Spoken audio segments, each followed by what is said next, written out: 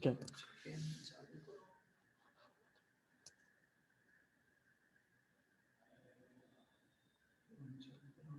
નમસ્કાર વિદ્યાર્થી મિત્રો, વંદે માતરમ. હવે આજે આપણે નવા ચેપ્ટરની શરૂઆત કરવા જઈ રહ્યા છે. ધ્યાનથી જોતા રહેજો, બરાબર?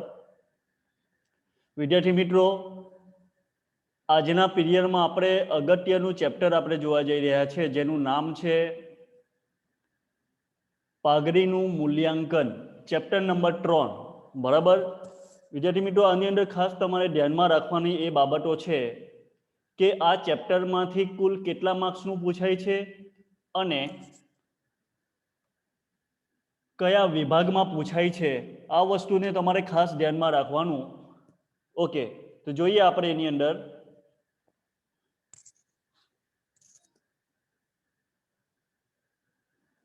એક જ મિનિટ વિદ્યાર્થી મિત્રો. ઓકે મિત્રો, તમે ધ્યાનથી જોશો તમને સ્ક્રીનની ઉપર દેખાશે કે ચેપ્ટર નંબર 3 પાઘડીનું મૂલ્યાંકન શબ્દ તમારા માટે નવો નથી. પાઘડી વિશે આપણે 11મા ધોરણમાં આપણે અભ્યાસ કરી ગયા છે, બરાબર ને? તો આ ચેપ્ટરમાંથી કુલ 6 માર્ક્સનું પૂછાય છે મિત્રો.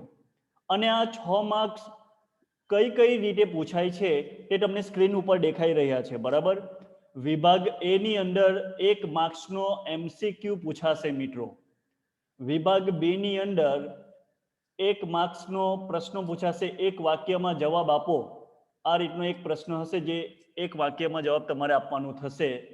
અને વિભાગ ડી ની અંદર 4 ગુણનું પૂછાશે, એટલે કે વિભાગ ડી ની અંદર 4 માર્ક્સનો એક દાખલો પૂછાશે. અને વિદ્યાર્થી મિત્રો, 4 માર્ક્સનો દાખલો ખૂબ જ ઇઝી છે. જો તમે થિયરીને વધારે ધ્યાનથી સાંભળતા રહેશો અને સમજશો તો એને આધારે તમને દાખલા પણ આવડી જશે, બરાબર? એટલે કે કુલ આ ચેપ્ટરમાંથી આપણને 6 માર્ક્સનું પૂછાવાનું છે, બરાબર? તો આ વસ્તુ તમારે નોટબુકમાં નોંધ કરી લેવું કે કયા વિભાગમાં કેટલા માર્ક્સનું પૂછાશે અને દાખલા કેટલા પૂછવાના છે. માત્ર એક જ દાખલો પૂછાશે મિત્રો, અને એ પણ વિભાગ ડી માં આવશે. 4 માર્ક્સનો એક દાખલો આવશે, બરાબર? હવે આપણે ચેપ્ટરની શરૂઆત કરીએ વિદ્યાર્થી મિત્રો, પાઘડીનું મૂલ્યાંકન, બરાબર ને? તો સૌથી પહેલા આપણે ચેપ્ટરના નામનો અર્થ આપણે જોઈ લઈએ મિત્રો. પાઘડીના મૂલ્યાંકનની આપણે વાત કરીશું તો સૌથી પહેલા પાઘડીનો અર્થ આપણે જાણવો જરૂરી છે. આપણે 11મા ધોરણમાં અભ્યાસ કરી ગયા છે. પાઘડી એ અદ્રશ્ય મિલકત છે, બરાબર ને? તમને બધાને ખબર છે કે આપણે ગયા વર્ષે 11મા ધોરણમાં આપણે દ્રશ્ય મિલકત અને અદ્રશ્ય મિલકત વિશેની ચર્ચા કરી હતી.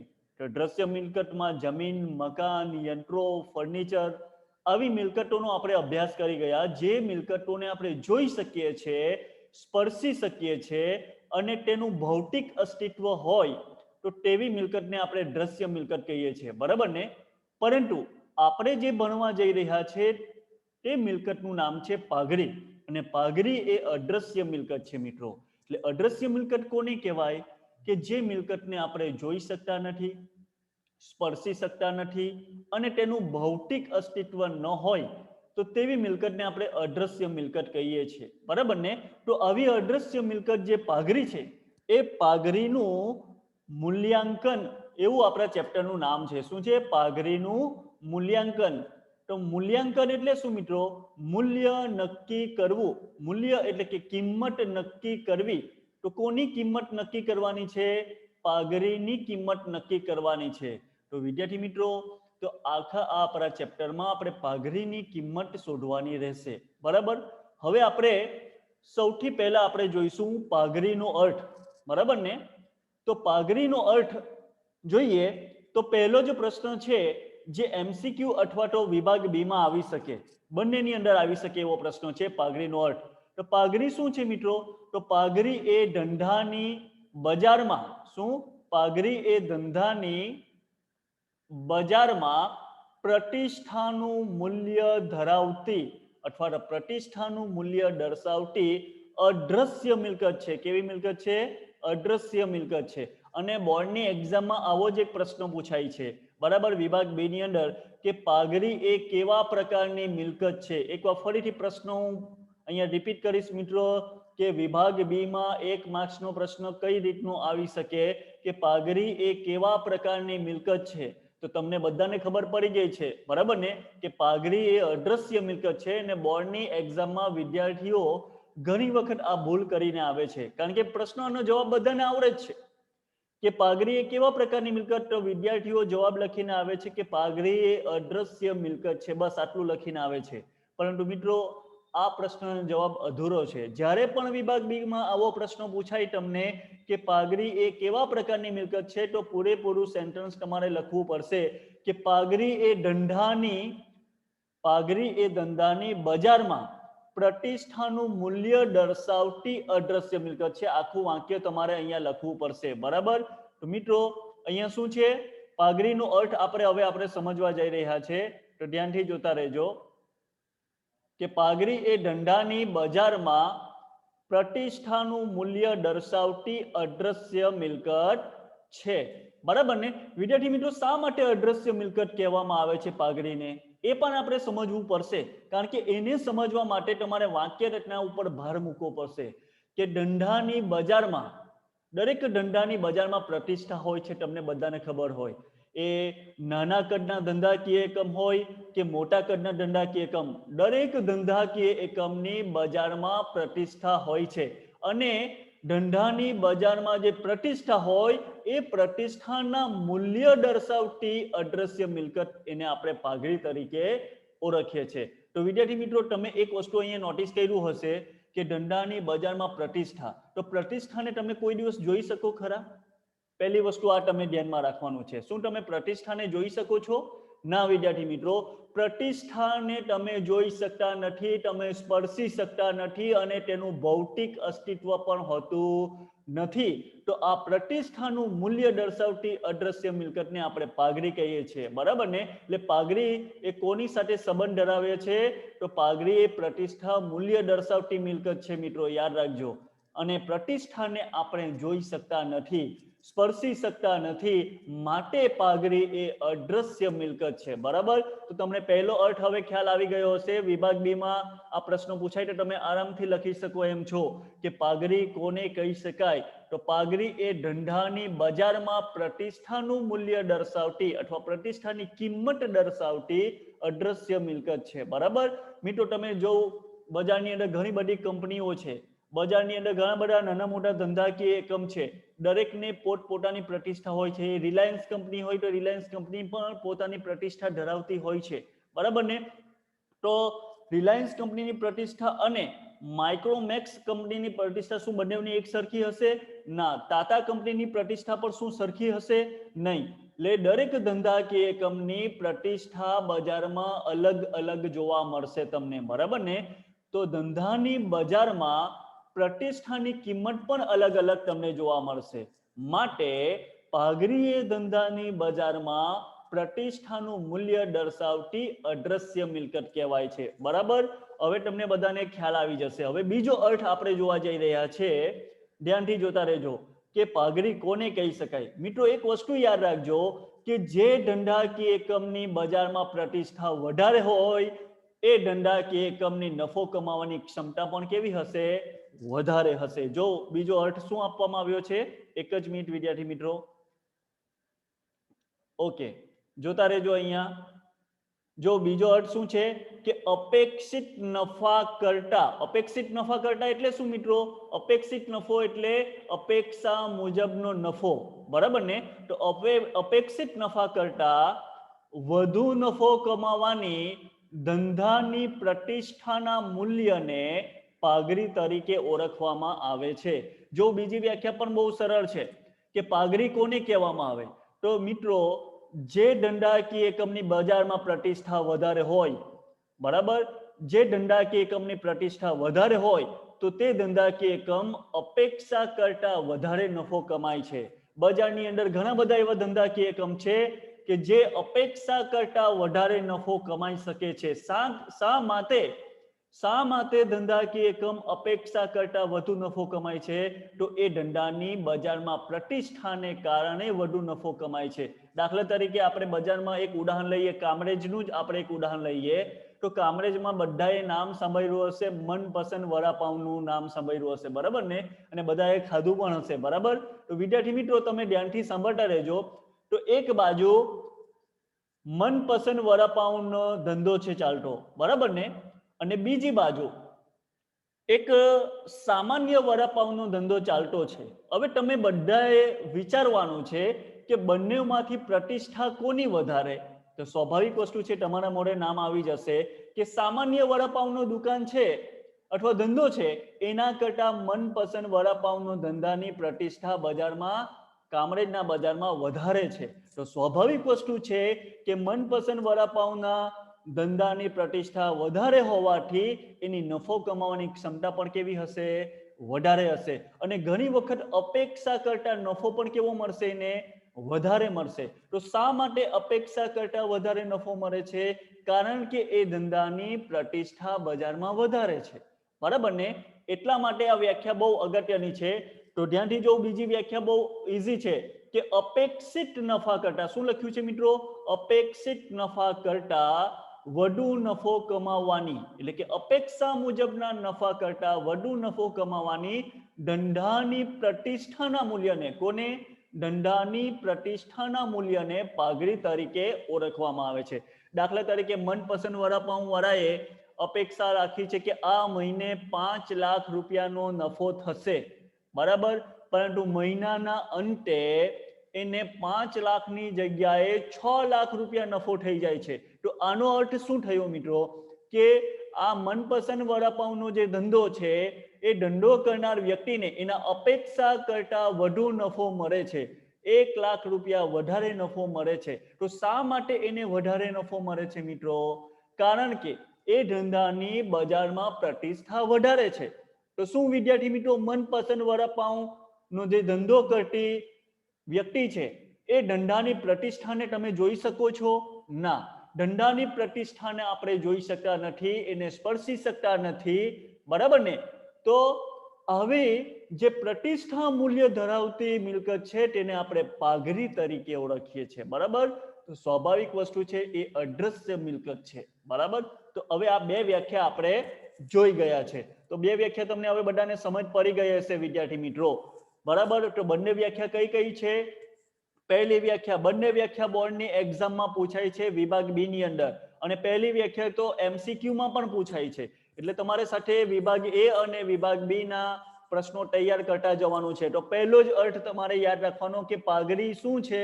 પાઘડી કેવા પ્રકારની મિલકત? તો પાઘડી એ ધંધાની બજારમાં પ્રતિષ્ઠા મૂલ્ય દર્શાવતી અદ્રશ્ય મિલકત છે, બરાબર? ઓકે.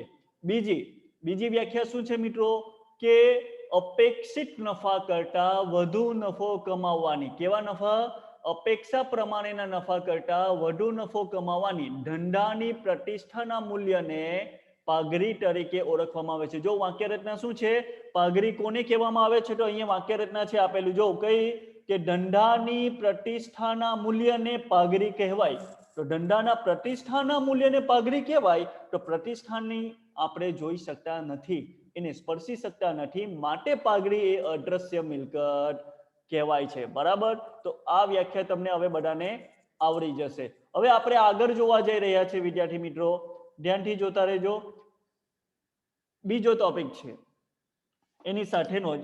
તો વિદ્યાર્થી મિત્રો અહીંયા જો શું આપ્યું છે કે જે પેઢી પોતાની પ્રતિષ્ઠા, અહીંયા એક વાક્ય રચના છે કે જે પેઢી પોતાની પ્રતિષ્ઠા ખાસ પ્રકારના સ્થિર ગ્રાહક વર્ગ અને અન્ય કારણોસર સામાન્ય પેઢીઓ કરતા, શું? સામાન્ય પેઢીઓ કરતા વધુ નફો કમાવાની ક્ષમતા ધરાવે છે તેને તે પેઢી પાઘડી ધરાવે છે એવું આપણે કહી શકીએ.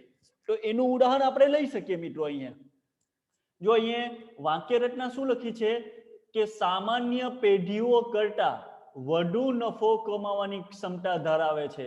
તો કોણ સામાન્ય પેઢીઓ કરતા વધુ નફો કમાવાની ક્ષમતા ધરાવે છે? તો એનું એક ઉદાહરણ લઈએ આપણે. જો એક બાજુ સામાન્ય પેઢી છે, બરાબર. જેમ કે કોઈ સામાન્ય વડાપાવની દુકાન, જે સામાન્ય વડાપાવનો ધંધો કરનાર બજાર, કામરેજ બજારની અંદર. બીજી બાજુ એક એવો આપણો ધંધો છે જે પ્રતિષ્ઠિત ધંધો છે. કેવો? પ્રતિષ્ઠા ધરાવતો ધંધો છે, બરાબર. પ્રતિષ્ઠા ધરાવતો ધંધો છે. તો સ્વાભાવિક વસ્તુ છે, એક બાજુ સામાન્ય પેઢી છે ને બીજી બાજુ છે પ્રતિષ્ઠા ધરાવતો ધંધો. જેમ કે મનપસંદ વડાપાવ. અહીંયા હું ઉદાહરણ લખીશ, મનપસંદ પાવનો ધંધો, બરાબર. તો સ્વાભાવિક વસ્તુ છે. હવે તમારે બધાએ વિચારવાનું છે કે બે માંથી કઈ પેઢી પાઘડી વધારે ધરાવે છે? શું સામાન્ય પેઢી વધારે પાઘડી ધરાવે છે કે પછી પ્રતિષ્ઠા ધરાવતો ધંધો વધારે પાઘડી ધરાવે છે? બે માંથી પાઘડીની કિંમત કોની વધારે હશે? તો તમારે વિચારવાનું છે. હવે વિદ્યાર્થી મિત્રો, સ્વાભાવિક વસ્તુ છે કે જે પેઢી પોતાની પ્રતિષ્ઠાને કારણે અથવા તો સ્થિર ગ્રાહક વર્ગ. હવે સ્થિર ગ્રાહક વર્ગ એટલે શું મિત્રો? કે એ ગ્રાહકો માત્ર અને માત્ર તે ધંધા પાસે જ જશે, એના ગ્રાહકો સ્થિર રહેશે, એના ગ્રાહકો બીજી જગ્યાએ જશે નહીં. તો એ સ્થિર ગ્રાહક વર્ગ કહીશું આપણે, બરાબર. તો હવે સામાન્ય પેઢીઓ કરતા વધુ નફો કમાવાની ક્ષમતા કોણ ધરાવે છે તે તમે વિચારો અહીંયા. તો સ્વાભાવિક વસ્તુ છે કે જે પેઢી પ્રતિષ્ઠા ધરાવતી હોય, તો કઈ પેઢી પ્રતિષ્ઠા ધરાવશે મિત્રો? તો મનપસંદ વડાપાવનો ધંધો કરનાર વ્યક્તિ હોય એ પેઢી પ્રતિષ્ઠા ધરાવે છે. કયા પ્રકારનો બે માંથી ધંધો એવો છે જે સ્થિર ગ્રાહક વર્ગ ધરાવે છે? તો અહીંયા સ્થિર ગ્રાહક વર્ગ પણ કોણ ધરાવશે? પ્રતિષ્ઠા ધરાવતો ધંધો, એટલે કે મનપસંદ વડાપાવનો ધંધો એ સ્થિર ગ્રાહક વર્ગ ધરાવે છે. તો સ્વાભાવિક વસ્તુ છે કે મનપસંદ વડાપાવનો ધંધો એ પ્રતિષ્ઠા પણ ધરાવે છે અને એના ગ્રાહકો પણ કેવા છે? સ્થિર ગ્રાહકો છે, એની પાસે જ આવશે. તો આને કારણે શું થાય? તો બીજી બાજુ જે સામાન્ય પેઢી છે, એ સામાન્ય પેઢી કરતા વધુ નફો કમાવાની ક્ષમતા, વધુ નફો કમાવવાની ક્ષમતા કોણ ધરાવે છે? તો મનપસંદ વડાપાવ, બરાબર ને. તો સામાન્ય પેઢી કરતા વધુ નફો કમાવાની ક્ષમતા ધરાવે છે, તો તેને આપણે પાઘડી કહીશું, બરાબર. તો બે માંથી કઈ પેઢી પાઘડી વધારે ધરાવે છે? મનપસંદ વડાપાવ, બરાબર. તો વિદ્યાર્થી મિત્રો, અહીંયા કમ્પ્લીટ થાય છે ઉદાહરણ. હવે વ્યાખ્યા તમે સમજી લો અહીંયા ફરીથી, કે જે પેઢી પોતાની પ્રતિષ્ઠાને કારણે વધુ નફો મળે છે. શાને કારણે નફો વધારે મળે છે મિત્રો? તો પ્રતિષ્ઠાને કારણે વધુ નફો મળે છે. બીજી બાજુ ખાસ પ્રકારના સ્થિર ગ્રાહક વર્ગને કારણે વધુ નફો મળે છે. અને અન્ય કારણોસર જે સામાન્ય પેઢીઓ બજારમાં ચાલી રહી છે, એમ તો આપણે સૌ કોઈ જાણીએ છીએ કે કામરેજની અંદર ઘણા બધા વડાપાવના ધંધાઓ ચાલે છે, પરંતુ એ સામાન્ય પેઢીઓ આપણે ગણીશું. હવે એ સામાન્ય પેઢીઓ કરતા વધુ નફો કમાવાની ક્ષમતા કોણ ધરાવે છે? તો મનપસંદ વડાપાવ. એટલે સામાન્ય પેઢીઓ કરતા વધુ નફો કમાવાની ક્ષમતા ધરાવે છે, તેથી તે પેઢી પાઘડી ધરાવે છે એવું આપણે કહી શકીએ, બરાબર. એટલે કે ટૂંકમાં સામાન્ય પેઢી કરતા મનપસંદ વડાપાવ છે એની પ્રતિષ્ઠા વધારે છે, એના સ્થિર ગ્રાહક વધારે છે, માટે નફો કમાવાની ક્ષમતા પણ વધારે છે. એટલે નફો કમાવાની ક્ષમતા વિદ્યાર્થી મિત્રો જેટલી વધારે હોય ને, એટલી પાઘડી વધારે ધરાવે છે એવું આપણે કહી શકીએ. અને જે પેઢીની નફો કમાવાની ક્ષમતા જેટલી વધારે, એટલી જ એની પાઘડીની કિંમત પણ વધારે હોય છે, બરાબર. આગળ જોઈશું બીજી વાક્ય રચના. એમાંથી બોર્ડની અંદર 1 માર્ક્સનો MCQ પૂછાય છે મિત્રો, કે પાઘડીના મૂલ્યનો આધાર શેની ઉપર રહેલો છે? MCQ માં પૂછાતો પ્રશ્નો મોસ્ટ IMP પ્રશ્ન છે મિત્રો આ, કે પાઘડીના મૂલ્યનો આધાર શાની ઉપર રહેલો છે? તો પાઘડીનો મૂલ્ય એટલે શું? કિંમત. તો પાઘડીની કિંમતનો આધાર શાની ઉપર છે? તો પેઢીની નફો કમાવાની ક્ષમતા ઉપર છે. એકવાર ફરીથી ધ્યાનથી જોજો. હવે તમારે અહીંયા સમજવાનું છે મિત્રો, કે પાઘડીની કિંમતનો આધાર અથવા પાઘડીના મૂલ્યનો આધાર પેઢીની નફો કમાવાની ક્ષમતા ઉપર કેમ? જે પેઢીની નફો કમાવાની ક્ષમતા જેટલી વધારે હોય, તો સ્વાભાવિક વસ્તુ છે એની પાઘડીની કિંમત કેવી વધુ. જે પેઢીની નફો કમાવાની ક્ષમતા ઓછી હોય તો એ પેઢીની પાઘડીની કિંમત પણ કેવી હશે ઓછી હોય. જેમ કે આપણે ઉદાહરણમાં જોઈ ગયા કે સામાન્ય પેઢી, આ સામાન્ય પેઢીની નફો કમાવાની ક્ષમતા કેવી ઓછી, તો સ્વાભાવિક વસ્તુ છે એની પાઘડીની કિંમત પણ કેવી હશે ઓછી, એટલે પાઘડીનું મૂલ્ય ઓછું હશે. પરંતુ સામાન્ય પેઢીની સરખામણી જો મનપસંદ વડાપાઉં સાથે કરશું તો એની નફો કમાવાની ક્ષમતા કેવી હોય વધારે. તો નફો કમાવાની ક્ષમતા તેની વધારે હોય તો એની પાઘડીની કિંમત પણ કેવી હશે વધારે, એટલે કે પાઘડીનું મૂલ્ય પણ વધારે હશે. એટલે આપણે કહી શકીએ વિદ્યાર્થી મિત્રો કે પાઘડીના મૂલ્યનો આધાર અથવા પાઘડીની કિંમતનો આધાર કોની ઉપર રહેલો છે, તો પેઢીની નફો કમાવાની ક્ષમતા ઉપર રહેલો છે. કોની ઉપર? પેઢીની નફો કમાવાની ક્ષમતા ઉપર છે. 1 માર્ક્સની અંદર આ પ્રશ્ન પૂછાય છે, એટલે તમારે ધ્યાનમાં રાખવું. 1 માર્ક્સની અંદર પ્રશ્ન પૂછાય છે. ક્યાં? MCQ ની અંદર પૂછાતો આ પ્રશ્ન છે, બરાબર. અને વિદ્યાર્થી મિત્રો એટલા જ માટે કહેવાય કે જો નફો વધારે થાય તો પાઘડીની કિંમત વધારે, જો નફો ઓછો થાય તો પાઘડીની કિંમત ઓછી. એટલે સ્વાભાવિક વસ્તુ છે જો પેઢી ખોટ કરતી હોય, શું? જો પેઢી ખોટ કરતી હોય તો ખોટ હોય તે ધંધામાં પાઘડી અસ્તિત્વમાં આવતી નથી, અથવા તે પેઢીમાં પાઘડી અસ્તિત્વનું પેઢીનું અંદર પાઘડી અસ્તિત્વમાં ન હોય એવું આપણે કહી શકીએ. શા માટે? ખોટ કરતી પેઢીમાં પાઘડી અસ્તિત્વ ન ધરાવતી હોય. શા માટે? કારણ કે પાઘડીના મૂલ્યનો આધાર આપણે જોઈ ગયા શાની ઉપર રહેલો છે? નફો કમાવાની ક્ષમતા ઉપર છે. તો સ્વાભાવિક વસ્તુ છે જો પેઢી ખોટ કરતી હોય તો તે પેઢીમાં પાઘડી અસ્તિત્વ ધરાવતી નથી, બરાબર ને. આગળ જોઈશું આપણે હવે. વિદ્યાર્થી મિત્રો તમને બધાને ખબર છે કે પાઘડી એ અદ્રશ્ય મિલકત છે. તો સ્વાભાવિક વસ્તુ છે જો પાઘડી એ અદ્રશ્ય મિલકત હોય તો એ અદ્રશ્ય મિલકતની નોંધ કઈ જગ્યાએ કરવામાં આવશે, બરાબર ને. જો પાઘડી અદ્રશ્ય મિલકત હોય તો એ અદ્રશ્ય મિલકતની નોંધ ક્યાં કરવામાં આવશે? તો તમે ગયા વર્ષે વાર્ષિક હિસાબો ભણી ગયા છો, અને જો ન ભણી ગયા હોય અને બાકી રહી ગયું હોય તો વિડીયોમાં એકવાર ચેક કરી લેવું, જોઈ લેવું અને સમજી લેવું, બરાબર. જોજો અહીંયા પાઘડી એ અદ્રશ્ય મિલકત છે, એની નોંધ ક્યાં કરવામાં આવે, ક્યાં દર્શાવવામાં આવે, એ પણ MCQમાં પૂછાતો પ્રશ્ન છે, અથવા વિભાગ B ની અંદર 1 માર્ક્સમાં પૂછાતો પ્રશ્ન છે.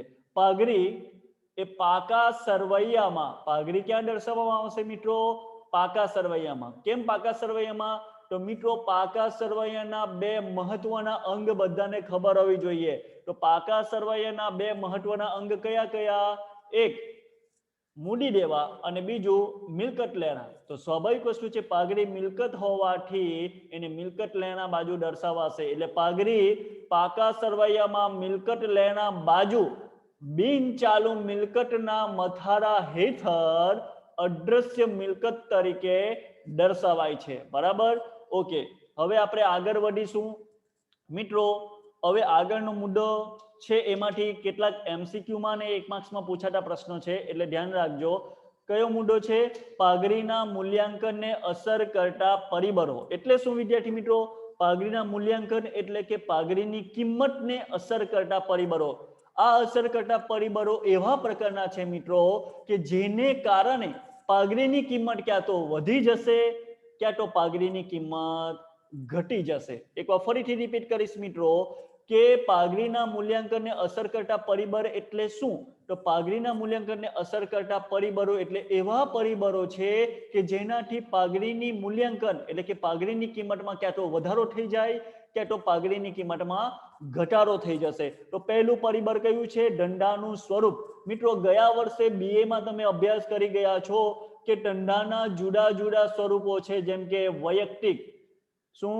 વૈયક્તિક માલિકી, વ્યક્તિગત માલિકી કહેવાય, વૈયક્તિક માલિકી, ભાગીદારી પેઢી, કંપની. આ બધા ધંધાના અલગ અલગ સ્વરૂપો છે, બરાબર ને. એ ગયા વર્ષે તમે ભણી ગયા છો. તો વૈયક્તિક માલિકી એક જ વ્યક્તિ દ્વારા ધંધો શરૂ કરવામાં આવે, ભાગીદારી પેઢીમાં 2 કે તેથી વધારે વ્યક્તિઓ હોય, અને કંપનીની અંદર ત્યાં શેર હોલ્ડરો હોય છે જે ધંધાના સાચા માલિક કહેવાય, બરાબર ને. ત્યાં બોર્ડ ઓફ ડિરેક્ટર હોય છે જ્યાં વધારે સંખ્યામાં સભ્યો હોય છે. તો સ્વાભાવિક વસ્તુ છે ધંધાના સ્વરૂપ જો અહીંયા અલગ અલગ તમને જોવા મળશે. વૈયક્તિક માલિકી એમાં આપણે સૌથી પહેલા જોઈશું મિત્રો, વૈયક્તિક માલિકીની નફો કમાવાની ક્ષમતા કેવી? ઓછી. તો સ્વાભાવિક વસ્તુ છે અત્યારે જ આપણે જોઈ ગયા, શું જોઈ ગયા કે પાઘડીના મૂલ્યાંકનનો આધાર, શું? પાઘડીના મૂલ્યાંકનનો આધાર કોની ઉપર રહેલો છે? તો પાઘડીના મૂલ્યાંકનનો આધાર પેઢીની નફો કમાવાની ક્ષમતા ઉપર છે. કોની ઉપર? પેઢીની નફો કમાવાની ક્ષમતા ઉપર છે. તો સ્વાભાવિક વસ્તુ છે વૈયક્તિક માલિકીની નફો કમાવાની ક્ષમતા કેવી? ઓછી. જેને કારણે પાઘડીનું મૂલ્ય પણ કેવું નક્કી થાય? ઓછું. બરાબર ને. હવે આગળ જો ભાગીદારી પેઢીનું સ્વરૂપ, તો સ્વાભાવિક વસ્તુ છે ભાગીદારી પેઢી એ ધંધાનું સ્વરૂપ એવું છે જે વૈયક્તિક માલિકી કરતા વધુ નફો કમાય છે. તો સ્વાભાવિક વસ્તુ છે વૈયક્તિક માલિકી કરતા પાઘડીનું મૂલ્ય એનું કેવું હશે? થોડું વધારે હશે, કારણ કે નફો કમાવાની ક્ષમતા એની થોડી વધારે છે. તો વૈયક્તિક માલિકીની સરખામણીએ ભાગીદારી પેઢીની પાઘડીની કિંમત કેવી હશે? થોડી વધારે. આગળ કંપની સ્વરૂપ. મિત્રો કંપની સ્વરૂપનો ધંધો હોય તો સ્વાભાવિક વસ્તુ છે એની નફો કમાવાની ક્ષમતા કેવી હશે? વધારે હશે. અને નફો કમાવાની ક્ષમતા વધારે હોય તો સ્વાભાવિક વસ્તુ છે પાઘડીનું મૂલ્ય પણ કેવું? વધારે. કારણ કે આપણે જોઈ ગયા છે કે પાઘડીના મૂલ્યનો આધાર કોની ઉપર રહે છે? નફો કમાવાની ક્ષમતા ઉપર. તો સ્વાભાવિક વસ્તુ છે કંપની સ્વરૂપમાં નફો વધારે કમાવાની ક્ષમતા, જેથી પાઘડીનું મૂલ્ય વધારે. જો અહીંયા તમને ખ્યાલ આવી ગયો કે ધંધાનું સ્વરૂપ આ એક એવું પરિબળ છે જે પાઘડીના મૂલ્યને અસર કરી ગયું. ક્યાં તો મૂલ્ય વધી જાય છે, ક્યાં તો મૂલ્ય ઘટી જાય છે. બરાબર.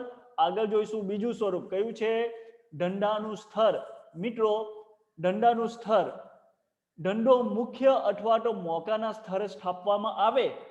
જોજો મિત્રો, ધંધો ક્યાં સ્થાપવામાં આવે?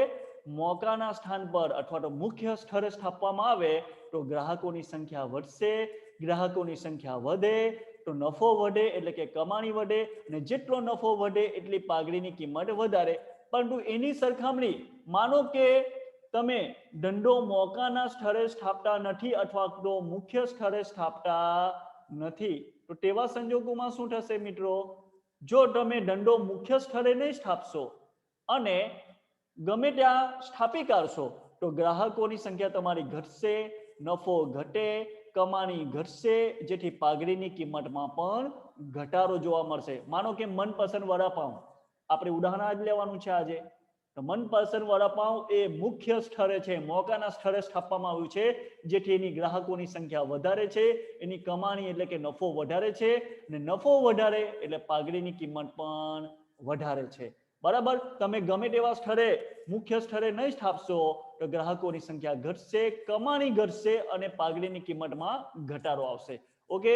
આગળ છે ત્રીજું પરિબળ છે ધંધાના વર્ષો. મિત્રો તમે નવો ધંધો સ્થાપશો બજારમાં તો સ્વાભાવિક વસ્તુ છે જો નવો ધંધો સ્થાપશો તો બજારમાં તમારી ધંધાની પ્રતિષ્ઠા ઓછી હશે, અને ધંધાની પ્રતિષ્ઠા ઓછી હોવાને કારણે નફો કમાવાની ક્ષમતા પણ ઓછી, અને નફો કમાવાની ક્ષમતા જેટલી ઓછી એટલી પાઘડીની કિંમત પણ ઓછી હશે. પરંતુ જો ધંધો વર્ષો જૂનો હશે, જો ધંધો ઘણા વર્ષોથી તમે સ્થાપવામાં આવ્યો હોય તો સ્વાભાવિક વસ્તુ છે, એક જ મિનિટ, જો વર્ષો જૂનો ધંધો હોય તો બજારમાં પ્રતિષ્ઠા પણ એટલી જ વધારે હશે, અને બજારમાં જેટલી પ્રતિષ્ઠા ધંધાની વધારે હોય તો પાઘડીનું મૂલ્ય પણ એટલું જ વધારે હશે. બરાબર ને. માનો કે કોઈ બહુ વર્ષો જૂનો ધંધો બજારમાં હોય તો સ્વાભાવિક વસ્તુ છે એની પ્રતિષ્ઠા વધારે, પ્રતિષ્ઠા વધારે એટલે નફો કમાવાની ક્ષમતા વધારે, નફો કમાવાની ક્ષમતા વધારે એટલે પાઘડીનું મૂલ્ય પણ વધારે. બરાબર. આગળ છે બજારની સ્થિતિ. મિત્રો તમે ઇકોનોમિક્સમાં ભણીને આવ્યા હશો, બરાબર ને. ઇકોનોમિક્સમાં તમે બધા ભણીને આવ્યા છો કે ધંધામાં બજારમાં ધંધાના અંદર ઇજારાશાહી જોવા મળે. ઘણા બધા ધંધાકીય એકમ એવા છે મિત્રો બજારમાં ઇજારો એનો જોવા મળતો હોય છે. શું જોવા મળે છે? બજારની અંદર ઇજારો જોવા મળતો હોય. તો સ્વાભાવિક વસ્તુ છે ઇજારાશાહી એટલે શું પહેલા એ તમારે સમજવું પડે કે ઇજારાશાહી એટલે ધંધાની બજારની અંદર વેચનારની સંખ્યા કેવી? ઓછી. વેચનારની સંખ્યા ઓછી અને ગ્રાહકોની સંખ્યા વધારે. જો વેચનારની સંખ્યા ઓછી હોય તો નફો પણ વધારે મળશે, બરાબર ને? અને જેટલો નફો વધારે મળે એટલી જ પાઘડીનું મૂલ્ય પણ વધારે. આની અંદરથી MCQ એક પૂછાય છે મિત્રો, એટલે તમારે યાદ રાખવાનું કે ધંધાની બજારમાં જો ઇજારાશાહી જોવા મળે તો જેટલું ઇજારાશાહી વધારે હશે ધંધાની એટલો નફો કમાવાની ક્ષમતા વધારે. માનો કે કામરેજ બજારમાં એક જ ધંધો વડાપાવની દુકાન ચાલતી છે, માત્ર એક જ મનપસંદ વડાપાવ, તો સ્વાભાવિક વસ્તુ છે તેની ઇજારાશાહી ગણાય. તો ઇજારાશાહીને કારણે એ મનપસંદ વડાપાવના ધંધાની નફો કમાવાની ક્ષમતા પણ કેવી? વધારે હશે. તો પાઘડીનું મૂલ્ય પણ કેવું? વધારે હશે, બરાબર ને? એટલે બજારમાં સ્થિતિ કેવી છે તેને આધારે નફો વધશે અને પાઘડીનું મૂલ્ય નક્કી કરી શકાય. આગળ છે સંચાલકોની કાર્યક્ષમતા. વિદ્યાર્થી મિત્રો, સ્વાભાવિક વસ્તુ છે કે ધંધાકીય એકમની સફળતાનો આધાર સંચાલકોની કાર્યક્ષમતા ઉપર રહેલો હોય છે. જો સંચાલકો જેટલી કાર્યક્ષમતાપૂર્વક કામ કરશે, સંચાલકોની કાર્યક્ષમતા જેટલી વધારે હશે એટલું ઉત્પાદન વધે, અને જેટલું ઉત્પાદન વધશે એટલું જ ખર્ચમાં શું જોવા મળશે? ઘટાડો જોવા મળશે. અને જેટલો ખર્ચ ઘટે એટલી નફો કમાવાની ક્ષમતા પણ વધશે, અને નફો કમાવાની ક્ષમતા જેટલી વધારે એટલી જ પાઘડીનું મૂલ્ય પણ વધે. આ બધી વસ્તુ એક સાથે જોડાયેલી છે મિત્રો. શું છે? સંચાલકોની કાર્યક્ષમતા જેટલી વધારે એટલું ઉત્પાદન વધે અને ખર્ચમાં ઘટાડો થાય. કેમ ખર્ચમાં ઘટાડો થાય? કારણ કે સંચાલકો કાર્યક્ષમતાપૂર્વક કામ કરશે તો પેઢીના ધંધાના ખર્ચમાં ઘટાડો થશે, અને જેટલો ખર્ચ ઘટે એટલો નફો કમાવાની ક્ષમતા વધશે, અને નફો કમાવાની ક્ષમતા જેટલી વધે એટલું પાઘડીનું મૂલ્ય પણ વધી જશે, બરાબર ને? હવે આગળ જોઈશું અન્ય લાભ. વિદ્યાર્થી મિત્રો, આ પાઘડીના મૂલ્યાંકનને અસર કરતા અગત્યના પરિબળો છે. અન્ય લાભ જોઈએ. જ્યારે પેઢી પાસે કોઈ ખાસ પ્રકારનો લાભ હોય અને જેને કારણે નફો કમાવાની ક્ષમતા વધારે હોય ત્યારે પણ પાઘડી અસ્તિત્વ ધરાવતી હોય એવું આપણે કહી શકીએ. તો અન્ય કયા કયા ખાસ લાભ હોય?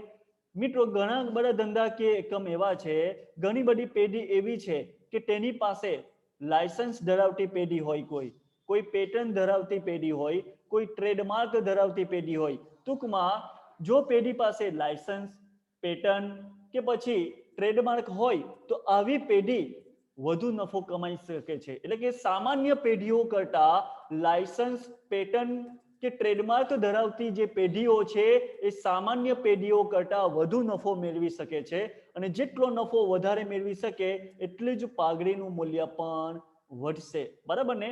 આ બધા પાઘડીના મૂલ્યાંકનને અસર કરતા પરિબળો છે.